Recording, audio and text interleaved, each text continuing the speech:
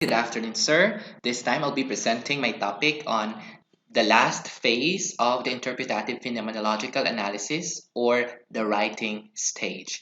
This is your discussant, Mr. Japheth and Nabayra. As a prelude, according to the authors Smith and his company, there is no single right way to write up an IPA. Like collecting and analyzing data, there's no single right way to write an IPA because it still depends on the researcher, especially if you are a seasoned researcher on phenomenological research. Then you are already used to writing on how your technique is doing in writing the IPA. That's why it is recommended by some experts that you have to move straight from analysis to writing the analysis or result section. Because by that way, you will not miss some thoughts when you're doing your analysis. You have to write it directly. And analysis continues into the writing phase. Take note of this. When you write, it doesn't mean that you're just writing. You stop the analysis. No. Because sometimes when you write, just like in ethnographic studies, you discover more themes. And some themes may become more prominent than other themes. Some themes may become less significant. That's why analysis still continues when writing. It's also helpful to use drafts of the introduction and method. You can make it during or even before the analysis so that right after writing the analysis, you can go back to your draft and further refine it. It will be easier now to polish your final write up. Of course, good writing almost always involves drafting and redrafting. It's the same thing as saying, if you want to know how to write, then write. The same thing is drafts will help you because no one has ever started doing something as an expert. That's why draft is always there. Don't worry when you commit mistakes. You can still redraft. During this process, your analysis and argument will deepen and become clearer as one works. That's why you have so much room for improvement if you have drafts. Now, how to write the analysis or the results? Show your reader that what you have found. In this results stage or writing the analysis or results phase, you're showing your reader what you have found out in your study. That's why it's critical.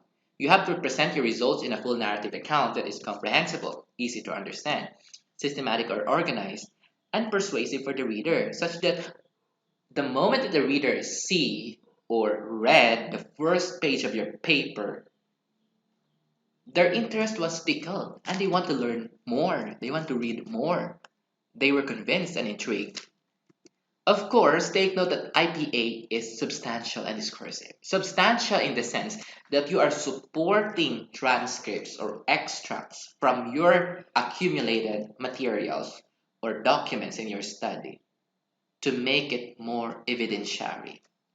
Of course, this is discursive because you're actually having a dialogue with the participants, even with the reader. That's why it's actually a double hermeneutic.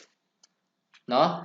The researcher is trying to make sense of the participants, in which the participants is trying to make sense also of their experiences. It's actually a twofold purpose. You present the account of the data, you present your interpretation or analysis. That's why the reader performs a very critical role within the hermeneutic dialogue because they're the ones who are interpreting the result or the write up. Analysis of your participant sense making is of no value if your reader cannot make sense of it. That's why your purpose really in writing an IPA is to make your reader understand and make sense your write up. You can begin, it will be helpful if you can begin with an overview like concise summary, abbreviated table of themes, and schematic diagram. This is very helpful in driving out what do you want to present? What do you want your readers to understand or to learn from your write up? Here are the tips in writing the analysis. Assume that you have started or completed the analysis of three participants and you have now a table of themes. You have to start outlining the first theme. You give a short statement. You illustrate how it applies to the rest of the participants. This overarching theme, for example, how does it apply to the rest of the participants? Sometimes the usual way is you take a theme, present evidences from each participant, present extracts, present quotations. This is what you call cases within the theme, because from the theme, you're supporting it with cases. Another one, in other researchers, they use ideographic presentation. This is a reverse one. They present the participant or the cases and then followed right away by the themes that is true for that participant, that is applicable for that participant. So this time, this is now called themes within cases. But still, it's up to you on how you present or how you write up your analysis. Now, the structure of the theme table varies. For example, a clear hierarchy where each superordinate theme sometimes has nested themes. Each superordinate themes can have nested themes which can be applied to each participant also. And sometimes in some researches, superordinate themes may be more powerful already as an organizing device. That's why after presenting the superordinate themes, you can now use this to support by the extracts coming from the participant. And there's no need anymore for some nested themes. But take note, your ultimate task here is to present a clear and full narrative account of what you have found out. That's why you have to make it evidentiary so that the readers would tell to themselves that this write up is well justified. Now, you have to draw on all the material that you have accumulated. You support it with the quotes, materials like videos, photographs, interview transcripts, or recordings, so that your write up has evidences from the participant's transcript. IPA, take note, is a joint product of the researcher and the research. The extracts stands for the P or phenomenological because this represents the rich experiences of the participants. The I or the interpretative represents the analytic comments. This is where you put your analysis. You make your analysis come to life. IPA is a narrative representing the dialogue between participant and researcher.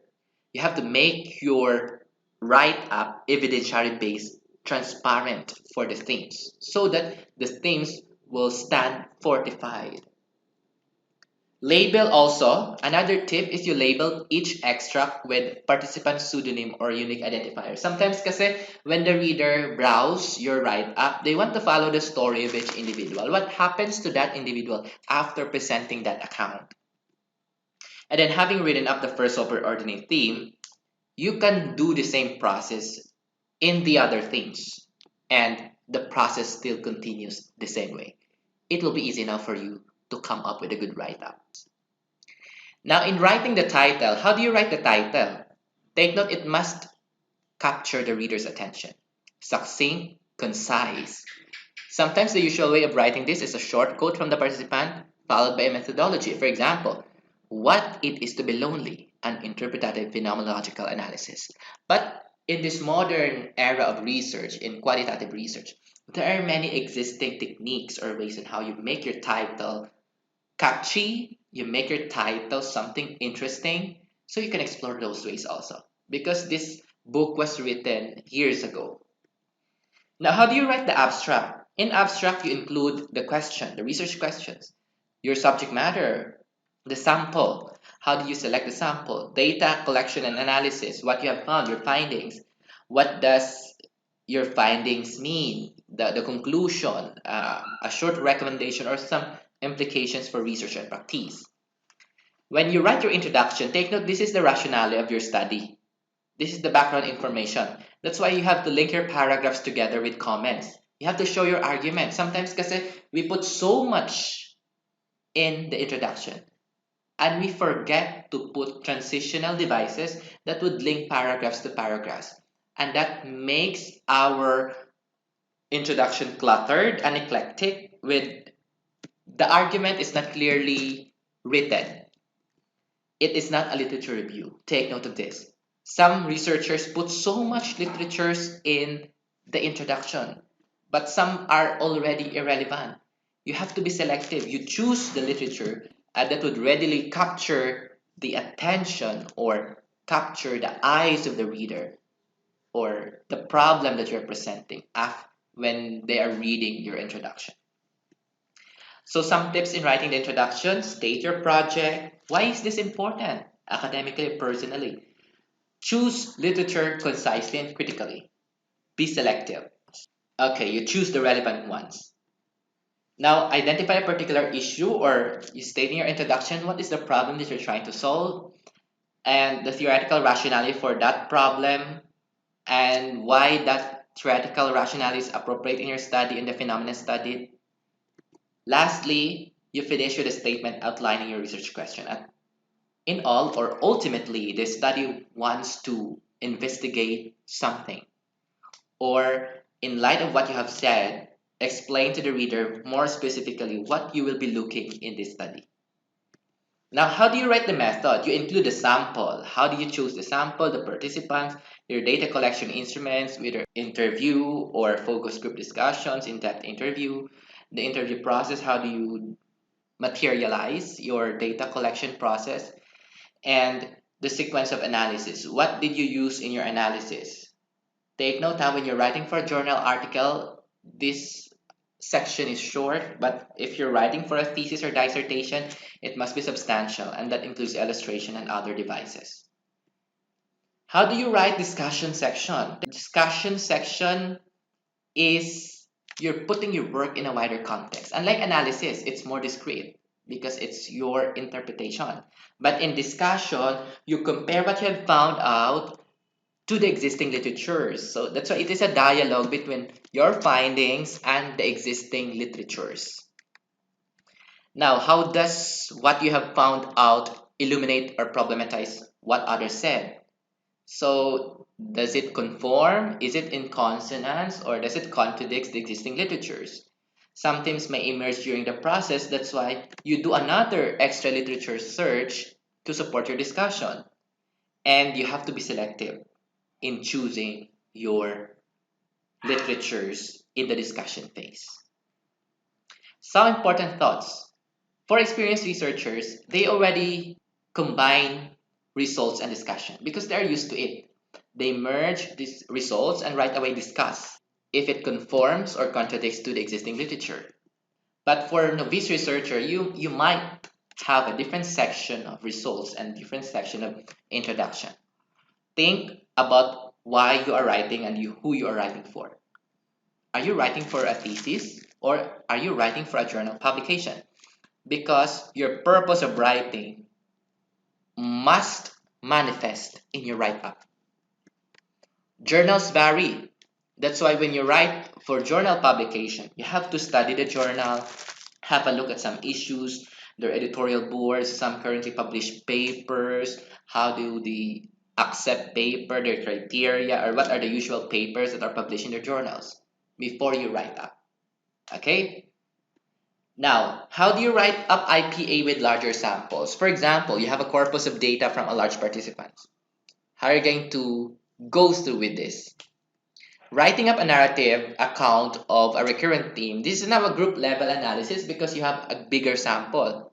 You're actually summarizing, condensing, and illustrating what you consider the main themes to be. Because in larger samples, you have different extracts from a very big sample. So it's very hard for you to come up with the right up. That's why you have to be critical in summarizing and condensing. Take the file of compiled extracts. Sometimes it requires reading and rereading them for you to come up with a very good overarching themes. Now, in addition, as what I have said, you fill out some of the geographic detail. You choose limited transcripts from a large sample that would represent the range of the group. Select one typical extract, for example, which reflects the core of the participants' experiences. Usually, it has rich emotion that captures the reader, analyst's imagination, and good linking extracts. Choose also atypical extracts. Do not only choose extracts that are conforming to the others. Choose deviant cases, because this will make your writing beautiful and interesting. Sometimes kasi we choose only those that are common and that are true to all participants. Why not choose some deviant cases that deviates from the usual? Sometimes for you to stand out, you don't have to conform with the common. You deviate sometimes. Now, my personal takeaways. Conclusion. Always remember that I and P in IPA. You are attempting to capture something of the lived experiences of your participant, but take note, you have to invoke your analysis interpretation also. And my takeaways, always think why you are writing and who you are writing for.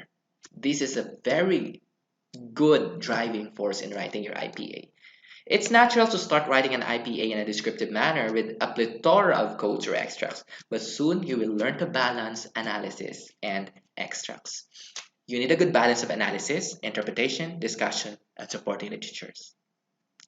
That ends my presentation. This is the reference if you want to study more about interpretative phenomenological analysis. Thank you for listening and have a great day, everyone.